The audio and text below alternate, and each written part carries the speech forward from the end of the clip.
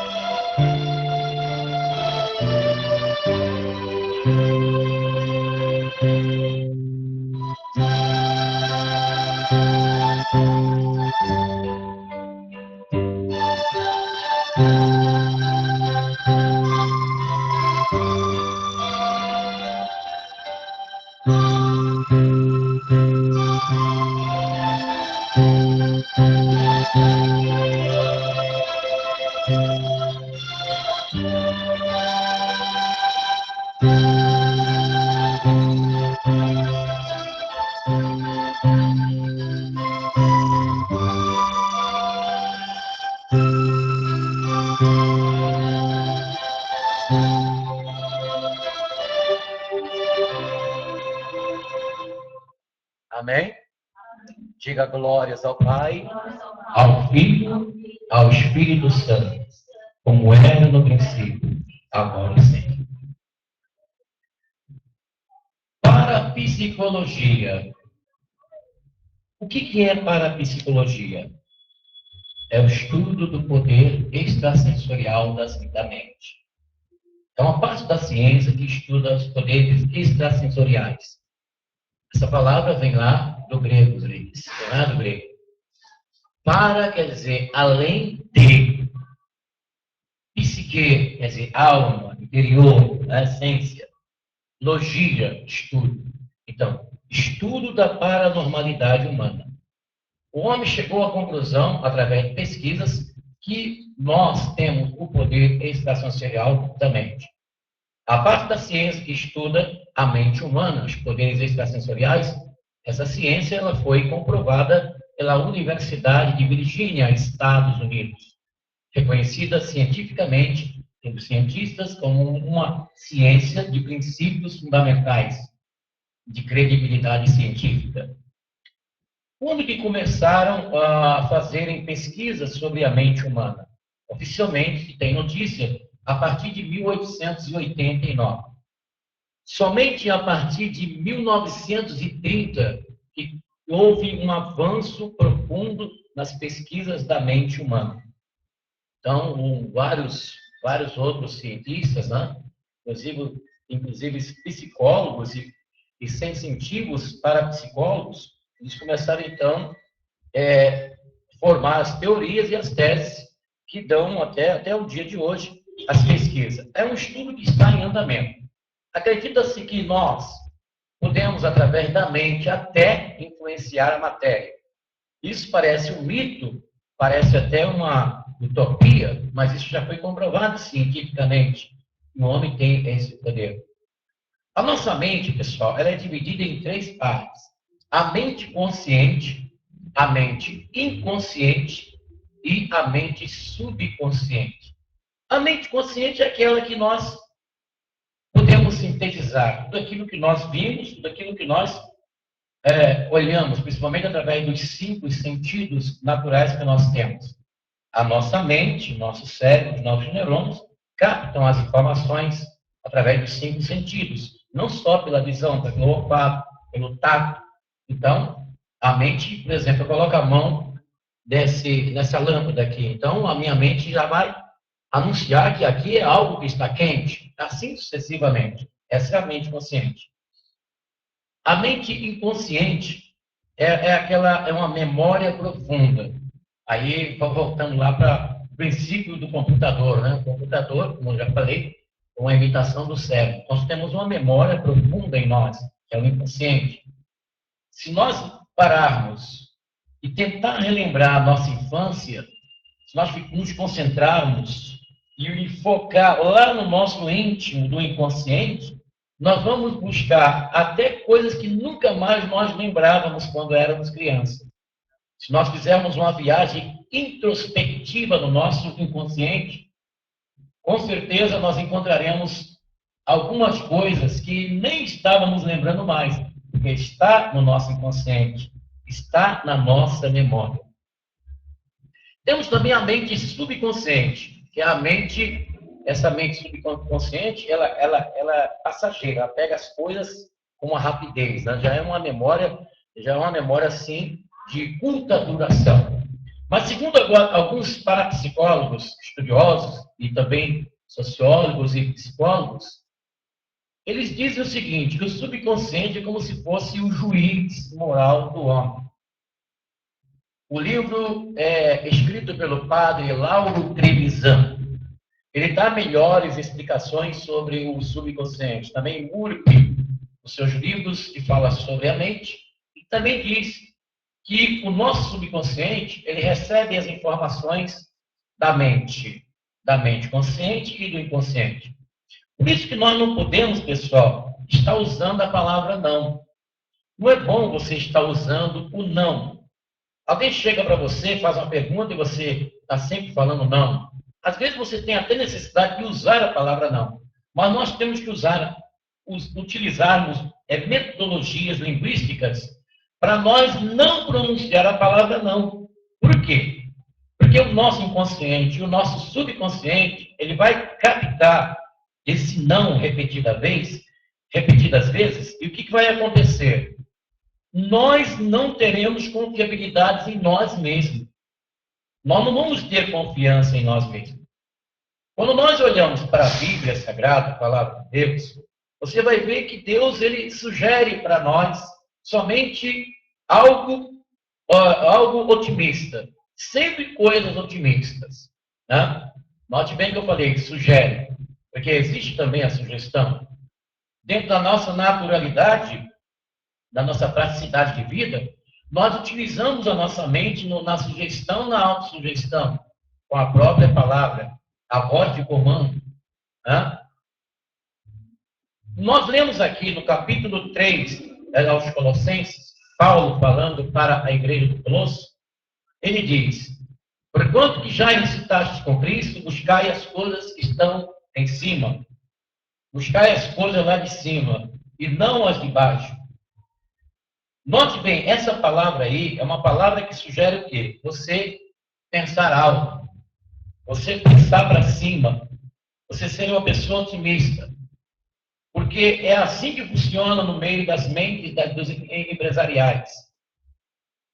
Existem muitas metodologias nos nossos dias utilizadas por esses homens que trabalham em empresas, quando eles vão fazer palestras com as pessoas, eles utilizam uma linguagem científica dentro da ciência, da parapsicologia, chamada também PNL. Eles usam palavras sugestivas para criar otimismo entre aquelas pessoas que estão ali ingressando na empresa ou que eventualmente irão trabalhar dentro do empreendimento da empresa. Eu, por exemplo, eu trabalhei lá no Rio de Janeiro numa empresa de livros, de vendagem de livros e de outros produtos. E eu gostei de uma reunião que eu tive lá em Madureira, na Edgar Romero, num auditório muito bonito, muito bem apresentado. Eu me lembro que eu estava junto daquela equipe de aproximadamente 100 pessoas, entre jovens, a maioria jovens, né? Moças e rapazes, entre 16 a 25 anos. E o homem chegou na frente, bem vestido, de paletó, bem apresentado, né? E ele chegou assim na lousa e fez um círculo na lousa. E ele, você está vendo isso aqui? Isso aqui é o mundo. O mundo, ele gira em torno, ele escreveu no meio da circunferência, ele escreveu venda. Então, você veja bem, naquele momento, ele estava sugerindo o quê? As pessoas acreditarem na venda. E ele falou coisas maravilhosíssimas sobre vendas, marketing de vendas. Ele passou mais ou menos 40 a 50 minutos, pessoal, discursando para aquela equipe de jovens que ali estava, inclusive eu. Eu gostei muito daquela palestra. Hoje, nas empresas, eles utilizam muito esta metodologia da palavra, a palavra sugestiva. Uma pessoa que está entrando, por exemplo, numa empresa de representação de produtos, sempre eles têm uma palestra, e a palavra é sempre essa. Otimismo, o sim, o yes. Sempre para a pessoa acreditar de que ele vai ser um grande vendedor. E isso ele utiliza. A metodologia que eles utilizam para poder convencer essas pessoas é o otimismo, a palavra, que é comandado pela própria mente daquela pessoa para aquelas outras mentes, sugerindo que aquelas mentes que ali estão venham pensar no progresso e no sucesso da atividade profissional. Isso é muito interessante, é muito importante. Voltando a falar sobre o subconsciente, você não pode estar sempre, porque a grande maioria das pessoas, ela sempre usa a palavra não. Eu não posso, eu não tenho condição, quem sou eu não vou conseguir fazer isso. Então, o que acontece? A sua mente está recebendo aquela informação. A informação que você mesmo está dando, né? Negativo. Você passará a não acreditar em você. Isso é comprovação científica e sociológica, pessoal, e psicológica. Isso é comprovado pelos pesquisadores. Os pesquisadores já pesquisaram isso. Quando você pronuncia um não, não para isso, não para aquilo, então você fica sem acreditar em você. Eu já contei aqui, eu repito, eu conheci um homem aqui em São Paulo muito rico. Este homem, muito rico. A empregada dele esteve em nossa igreja aqui em Santo Amaro. Programa de rádio, na Rádio Capital. E o que acontece? A empregada desse homem compareceu na nossa igreja. E ela levou, na época, nós estávamos distribuindo o lencinho abençoado, da cura, da libertação. Ela pegou o lenço e levou para casa desse homem, do centro de São Paulo, que é muito rico, porque lá tinha a mãe desse homem, estava com câncer na cabeça. Com câncer na cabeça. Ele já tinha levado essa mulher para vários países do mundo, porque ele é rico, tem dinheiro. Alemanha, Israel, Estados Unidos, Suécia, vários lugares do mundo. E o médico sempre dizia, isso é uma cirurgia de risco. O senhor pode perder a sua mãe.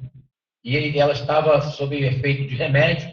E aí, essa filha de Deus que trabalhava na casa deste homem, compareceu na nossa igreja aqui em Santo Amaro e levou um lencinho. Levou um lencinho.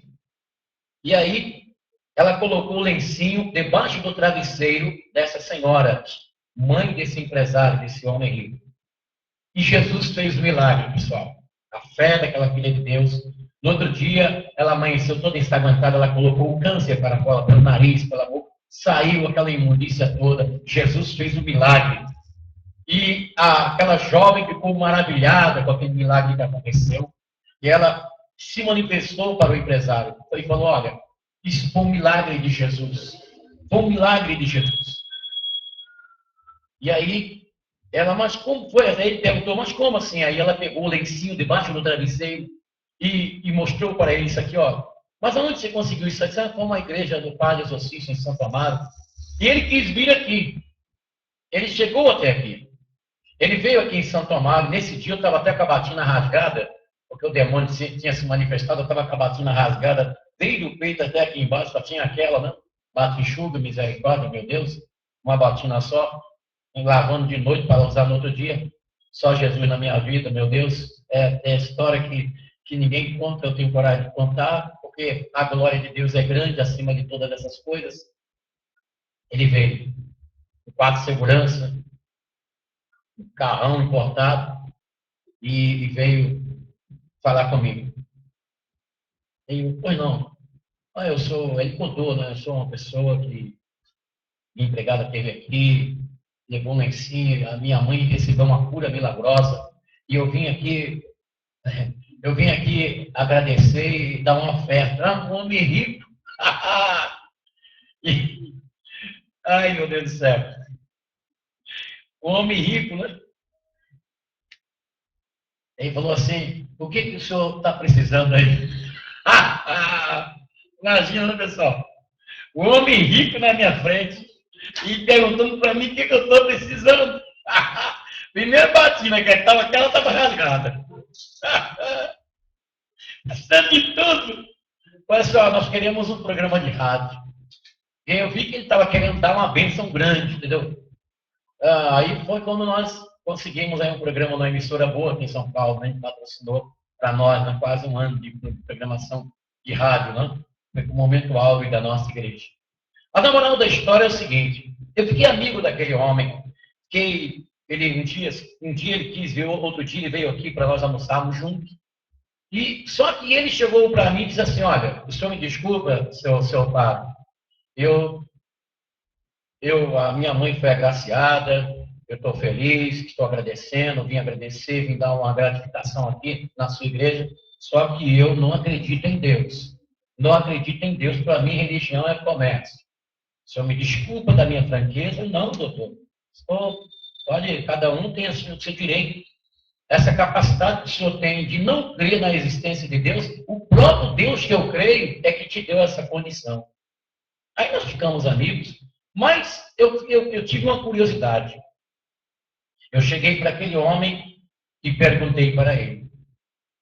Perguntei, doutor, por que o senhor é um homem empresário, o senhor é um homem rico de bens, tem empresa até nos Estados Unidos, o senhor é um homem bem-sucedido, um homem de mente aberta, empresarial, administrativo, que tem empregados, que tem relacionamento bancário. Eu quero saber do senhor, o senhor é ateu, o senhor não acredita em Deus. E por que o senhor é rico? Eu perguntei para ele, pessoal. Eu perguntei para ele por que ele era rico, sendo ateu. Sabe o que ele me respondeu? Ele disse, eu sou rico porque eu creio naquilo que faço e não me arrependo daquilo que decido. Eu falei, o senhor vai repetir porque eu vou escrever na minha agenda. Porque isso eu não gosto, eu não quero esquecer. Vai ficar na minha memória para sempre. Ele repetiu e eu escrevi na agenda. Note bem a pergunta que eu fiz. O senhor é ateu, o senhor não acredita em Deus. O senhor diz que igreja é comércio. E por que o senhor é rico? Olha o que ele me respondeu. Sou rico porque eu creio naquilo que faço e não me arrependo daquilo que decido. Mente otimista. Você vê, uma pessoa que não acredita em Deus, mas ele acredita nele. Ele acredita nele, pessoal. Se ele for fazer uma caneta, uma fábrica de caneta, para competir com a esferográfica, vai ter que dar certo. Mesmo que ele tenha que repetir, colocar cores na caneta, colocar cheiro na caneta. Não, essa caneta aqui, eu vou superar a venda da esferográfica. Eu investi em maquinário, importados, eu vou fazer um marketing, vou fazer publicidade na televisão, eu vou vender mais do que a esferográfica antiga, porque a minha caneta vai ter perfume. Vai ter perfume, perfume de boticário, vai ter perfume aquilo, vai ter perfume importado. A pessoa vai pegar a caneta e vai ficar com perfume na mão. Eu vou vender caneta mais do que a tradicional. Ele acredita. Esses homens, eles não duvidam da capacidade, da habilitação que eles têm, do sucesso de tudo. Note bem, Jesus diz, se tu podes crer, tudo é possível ao que crê.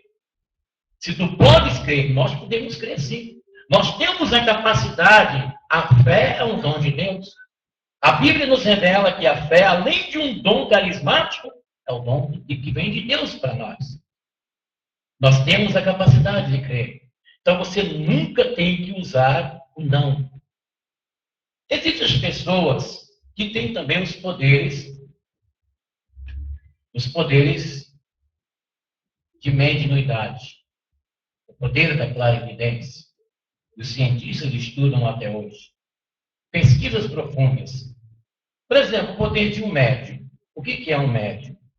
Médium, segundo lá a crença dos espíritas, é aquela pessoa que se comunica entre o vivo e o morto. Aqui está o morto. E aqui está no microfone o vivo.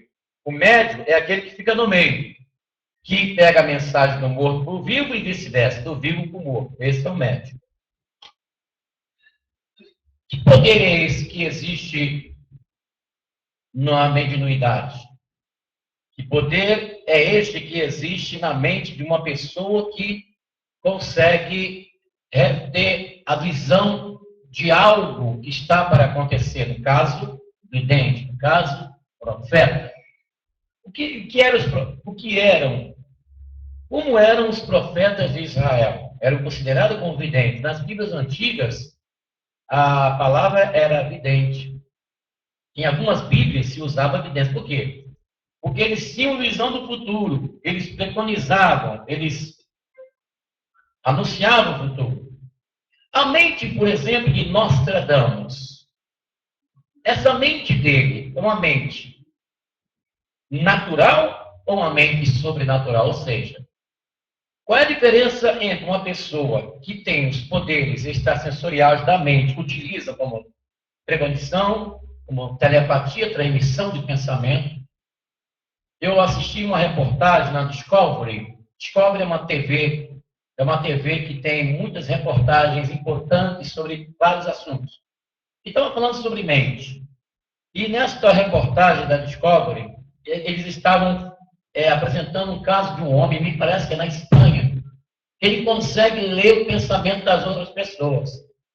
Você pode até chegar para mim e dizer assim, isso não existe. Porque o cara lê o pensamento da outra pessoa, entrar na mente do outro, mas este homem, segundo a reportagem da Discovery, ele prova que ele consegue ver o que a outra pessoa está pensando. Pessoal, uma coisa incrível. Aí, a pergunta: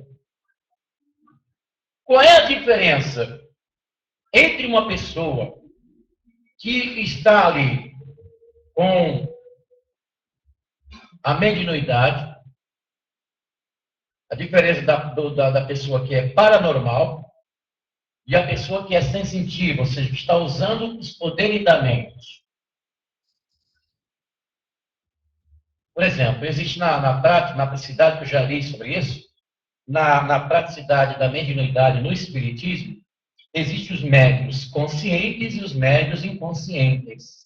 Então, aí já dá margem para nós analisarmos o que nós queremos dizer aqui para vocês. Médium consciente e médios inconscientes. Ou seja, o consciente é aquele que é tomado pela entidade. E o corpo é como instrumento. Nós, cristãos, nós não acreditamos que exista esta possibilidade entre vivos e mortos, a comunicação. A Bíblia não nos mostra em nenhuma parte da Bíblia essa condição. O caso que tem lá do Samuel, quando aparece lá, Saul vai consultar a pitonisa de Kendor, lá no livro de Samuel, capítulo 28. Aquele caso ali é um espiritismo, uma sessão espírita que ocorre ali. Real. Capítulo 28 do livro de Samuel.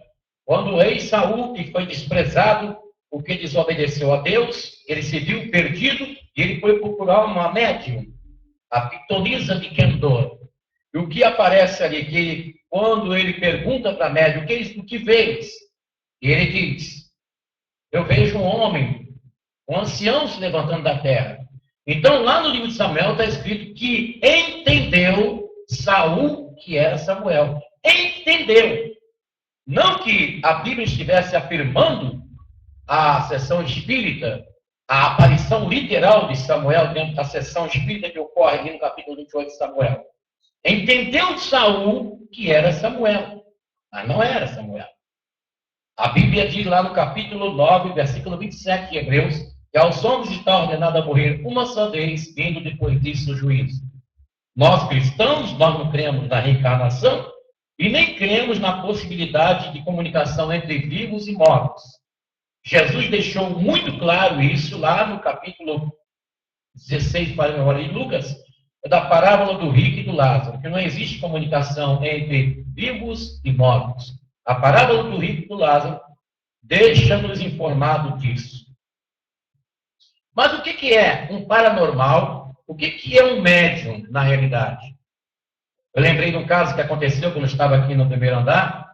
Estávamos fazendo exorcismo e um moço, ele estava no meio da igreja, né? E na hora do exorcismo manifestou lá um espírito maligno nele. Manifestou um demônio e ele levantou o pé e me deu uma pesada na barriga que eu quase que eu desmaiei. Mas foi uma pesada bem na boca do estômago. E o que eu descobri naquele ato? Eu descobri que ele não estava endemoniado. Ele estava fazendo aquilo com consciência. Ele já foi dentro da igreja preparado para fazer aquilo. Tudo experiência que a gente vai adquirindo. Qual é a experiência?